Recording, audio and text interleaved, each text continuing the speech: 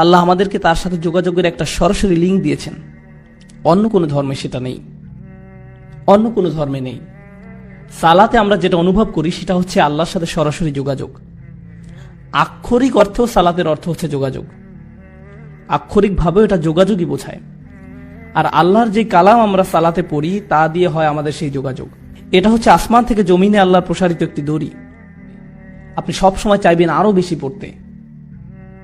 কোরআনের সাথে আপনার যোগাযোগ যত বেশি হবে, আল্লাহর সাথে আপনার যোগাযোগ তত ভালো হবে। কোরআনের সাথে আপনার যোগাযোগ যত কম হবে, আল্লাহর থেকে আপনি তত দূরে সরবেন। এটা একটা প্রতিষ্ঠিত সত্য। আমাদের পুরো জীবনের একটা লক্ষ্য থাকতে হবে যে আমরা যেন এই বইয়ের আরো কাছে যেতে পারি। আর কেউ কখনোই বলতে পারে না যে তার কোরআনের কাছাকাছি, কেউ না। এটা এমন একটি সমুদ্র যা শেষ হবার নয়। আমি বলতে পারবো না আলহামদুলিল্লাহ এই লেকচার আপনাদের জন্য, আমার জন্য নয়। আসলে আগে আমার নিজের জন্যই, তারপরে আপনাদের জন্য বলছি আমি। কারণ আপনি যত গভীরে যাবেন যে আমি তো কিছুই জানি না, আমার আরো দরকার, আরো। এখন আসছে দোয়ার আয়াতটি, সুবহানাল্লাহ। এর প্রত্যেকটি শব্দ, প্রথমে শুরু করি ইদা দিয়ে, ওয়া ইদা সাআলাকা ইবাদি আন্নি, অর্থাৎ ইদা দিয়ে শুরু হয়েছে। ইদা অনুবাদ করা হয় যখন, আরবি এবং ইংলিশ দুইটাতেই একটা পার্থক্য আছে, যখন এবং যদির মাঝে। আমি চাই যে আপনারা যখন এবং যদির পার্থক্যটা বুঝুন। যদি এর আরবি হচ্ছে ইন। আল্লাহ বলেননি যে যদি আমার বান্দা আপনাকে জিজ্ঞেস করে আমার ব্যাপারে, বরং বলেছেন যখন জিজ্ঞেস করে। ধরুন একজন মায়ের কথা যার ছেলে আর্মিতে গেছে এবং সে যুদ্ধও গেছে, অনেক দিন মায়ের সাথে কোনো যোগাযোগ নেই, কোনো কল বা ইমেইল কিছুই না। মায়ের তো অবশ্যই ছেলের কথা মনে পড়বেই। মা কি বলবে, যখন আমার ছেলে আসবে তখন আমি খুশি হব? নাকি বলবে যদি আমার ছেলে আসে আমি খুশি হব?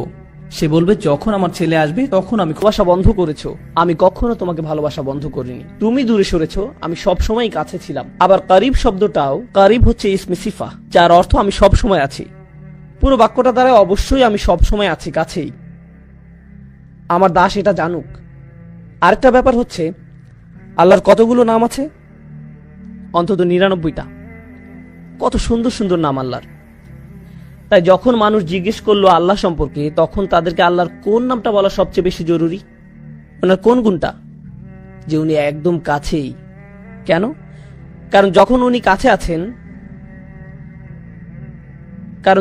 কাছে আছেন, আমাদের জন্য ওনার সাথে কথা বলা সহজ হয়।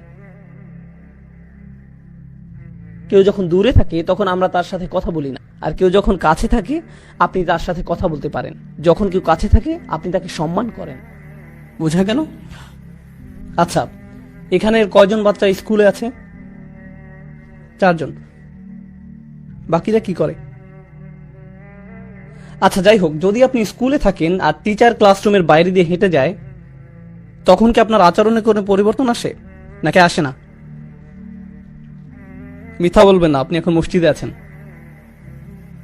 বাইরে গিয়ে মিথ্যা বলবেন না। আমি জাস্ট মজা করলাম। যখন টিচার আপনার কাছে থাকে আপনার ব্যবহার একরকম হয়। ধরুন আপনি একটা পরীক্ষা দিচ্ছেন, টিচার হেঁটে বেড়াচ্ছে, আপনি কি আপনার পরীক্ষার খাতা একটু ঢেকে ফেলেন না?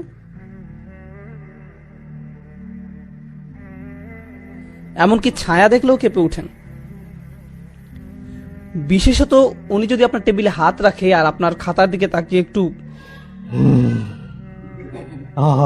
মালাকুল মাউত। আমি আমার স্টুডেন্টদের সাথে এরকম করি, কারণ আমি তাদেরকে মানসিকভাবে টর্চার করতে পছন্দ করি। এটাই টিচিং এর সবচেয়ে বড় মজা। আপনি তাদেরকে নিয়ে খেলতে পারেন। আল্লাহ বলছেন যদি আমার দাস আমার সম্পর্কে জানতে চায় তাহলে বলুন আমি একদমই কাছে আছি। কেউ যখন কাছে থাকে, আপনি যখন আশেপাশে পুলিশ অফিসার দেখেন আপনি অন্যরকম আচরণ করেন। আপনি যখন দেখেন আপনার বস পাশে আছে, যখন জানেন টিচার কাছে আছে, আপনি ভিন্ন আচরণ করেন। যখন আপনি দেখেন আপনার মা পাশে আছে, বন্ধুদের সাথে ভিন্নভাবে কথা বলেন। যখন সে অন্য রুমে যায় তখন হয়তো আপনি আপনার বন্ধুর মুখে ঘুষি মেরে দেন। এই ধরনের কিছু করেন। যখন আপনি অনুধাবন করবেন যে আল্লাহ নিকটে, তখন আপনি সব সময়ের জন্য একদম ভিন্ন মানুষ হয়ে যাবেন, কারণ উনি সব সময় কাছে। এখন উনি যদি সবচেয়ে কাছেই হন, এরপর উনি কি বলছেন? উজিবু। উজিবু আরবিতে আজাবা মানে উত্তর দেওয়া। এছাড়াও আরেকটা শব্দ আছে ইস্তেজাবা। কোরআনের অন্য এক জায়গায় আল্লাহ বলছেন ফাস্তাজাবা লাহুম রব্বুহুম, তিনি আজাবা লাহুম বলেননি, তিনি বলেছেন ফাস্তাজাবা লাহুম। তাদের প্রভু তাদের ডাকে সাড়া দেন। দেখা যাচ্ছে দুইটা শব্দ আছে আরবিতে, আজাবা আর ইস্তেজাবা। আজাবা আর ইস্তেজাবা। আজাবা দিয়ে বোঝায় যেটা সাথে সাথে হবে। যখন আপনি কোনো দেরি করা ছাড়াই কাউকে জবাব দেন সেটাকে বলা হয় ইজাবা। আর যখন আপনি সময় নিয়ে জবাব দেন সেটাকে বলা হয় ইস্তেজাবা। আল্লাহ বলছেন উজিবু, এর মানে উনি কিভাবে দোয়ার উত্তর দেন? সাথে সাথে, কারণ উনি সবসময় কাছে।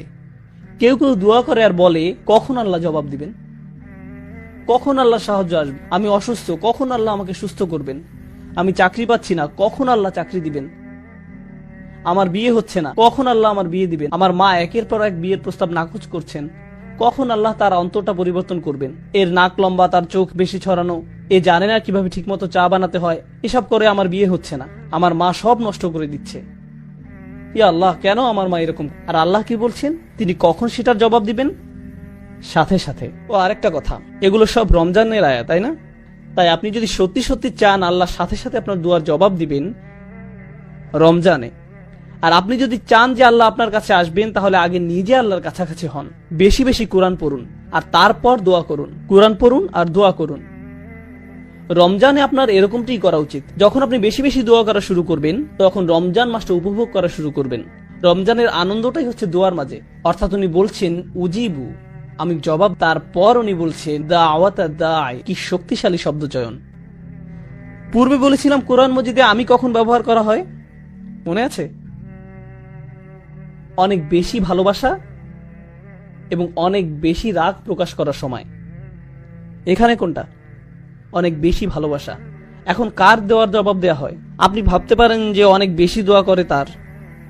আমি বছরে একবার দুইবার দোয়া করি। যখন আপনার পরীক্ষা থাকে তখন দোয়া করেন ইয়া আল্লাহ আমার পরীক্ষা, আমিন। এখন কার দোয়ার জবাব দেওয়া হয়?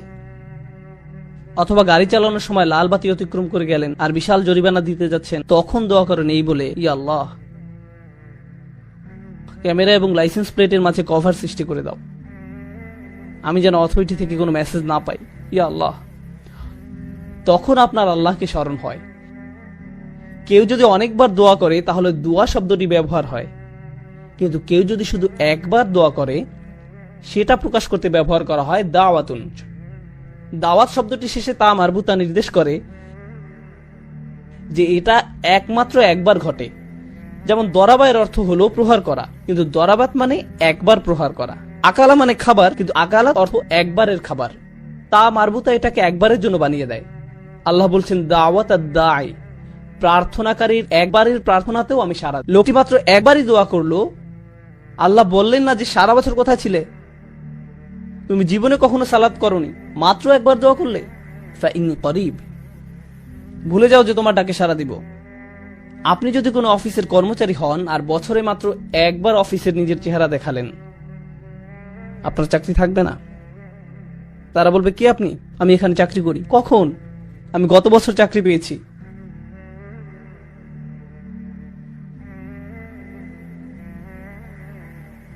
বস কি বলবে? হ্যাঁ শিওর, হ্যাঁ এক্ষুনি আপনি শুরু করতে পারেন, আপনার জন্য একটা প্রমোশনের ব্যবস্থা করে দিই।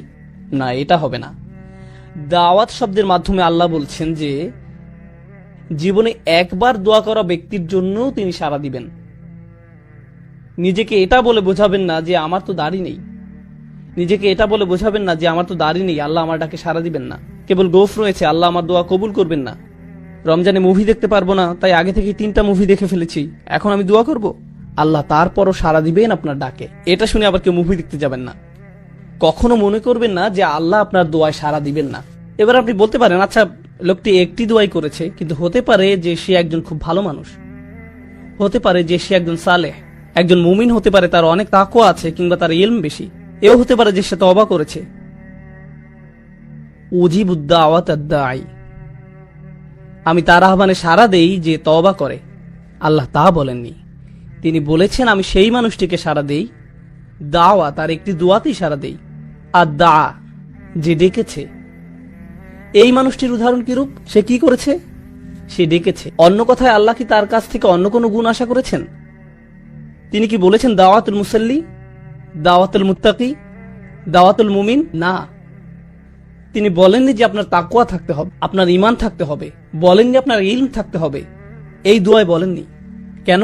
কারণ আল্লাহ এখানে সেই সব মানুষের সাথে কথা বলছেন যারা আল্লাহ থেকে বহু দূরে চলে গেছে, এবং তিনি প্রথমেই তাদের বলছেন যে দেখো আমি কাছেই আছি।